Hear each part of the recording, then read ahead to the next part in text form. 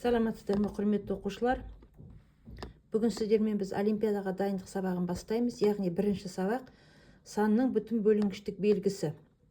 Енді бұл бүтін бөлінгіштік белгіні сіздер сабақты оқып жатсыздар. Яғни ол жерде біз қарапайым түрде қарастырамыз. Енді олимпиадада қалай қолданылады? Мынандай жазу бар. А және В саны беріледі. Бұнда В нөлге тең емес.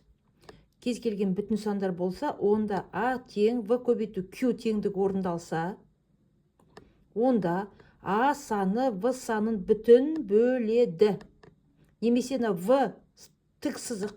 Яғни бізде бөлуді көбіне дәптерлерде былай жататын болса, бұлай емес тік сызық болатын болса, онда В А санын бүтін бөледі деген жазуда, мынау А саны В санына бүтін бөлінеді деген жазу. Екеуі бір мағынаны білдіреді, бірақ жазу әртүрлі. Егер де үстіне сызып тастайтын болса, онда ол яғни бүтін бөлінбейді деген сөз. Енді осы бүтін бөлінгіштіктің 8 қасиеті бар.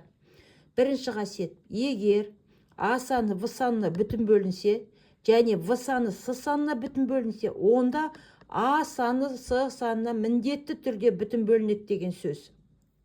Екінші: А саны С санына бөлінсе, ал В саны да С санына бөлінсе, онда кез келген N натурал сандар үшін А көбейтуді М және В көбейту N-нің қосындысы С-ға міндетті түрде бөлінеді.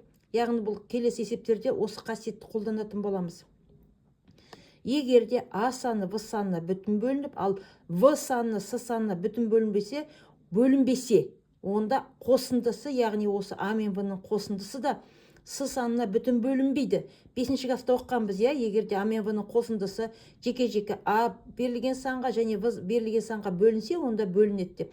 Мына кезде енді олимпиадада қосындысы екеуінің біреуі бөлінбесе, онда қосынды мен айырманың саны да осы С санына бөлінбейді. Төртінші қасиет: А саны С санына бөлінсе, бүтін бөлінетін болса, және С саны Д санын бүтін бөлетін болса, онда А көбейту С да В көбейту Д-ға бүтін бөлінеді.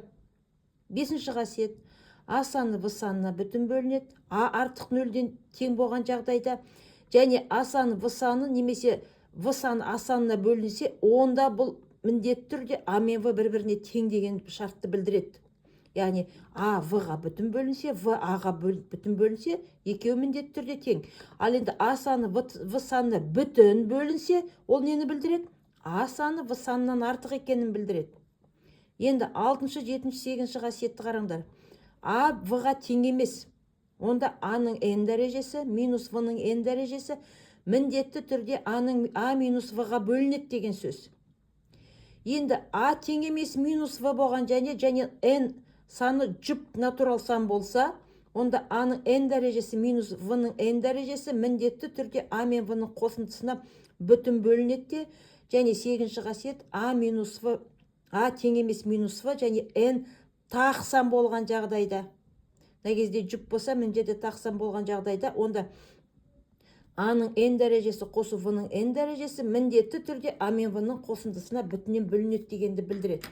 Енді сіздермен біз бірнеше мысалды қарастырайық. Мысалға осы бөлінгіштікті бір-екі мысал қарастырып жіберейік. Кеттік. 13-тің 2013 дәрежесі қосу 13-тің 2014 дәрежесі қосу 13-тің 2015 дәрежесі саны 61-ге бөліне ме дейді. Бұны шешу үшін біз 2013-тің 2014, 2015 ең кіші дәрежені жақшаның сыртына шығарып жібереміз. Яғни 13-тің 2013 дәрежесі шыққанда бізде қалады 1 қосу 13 қосу 13-тің квадраты. Яғни 2013 дәреже 13-тің сыртта қалады, қосындысы бізде 183-ті береді. Ал 183 бізде 61 мен 3-тің көбейтіндісі. Енді жаңа қасиетте бар, егер де көбейтіндінің біреуі берілген С санға бүтін бөлінетін болса, онда көбейтіндінің мәні де осы санға бөлінеді. Яғни мына сан 61-ге бөлінетінін көріп тұрмыз. Ендеше мына берілген қосынды да 61-ге міндетті түрде бүтін бөлінеді деген сөз. Екінші мысал: берілген бір бүтін X және Y сандары үшін 3X қосу 2Y саны 23-ке бөлінеді. Бүтін бөлініп тұр. Енді 17 қосу 19Y саны 23-ке бөлінетін дәлелде дейді бізге. Яғни ол бізде міндетті түрде бөлінеді, бөлінетін дәлелде дейді. Ендеше 3X қосу 2Y 23-ке бүтін бөлінеді. ендеше осы санды жаңағы с-ға көбейткенде де, яғни с деген сан бізде бұл жерде 2 болып тұр, иә? Қосындының мәні.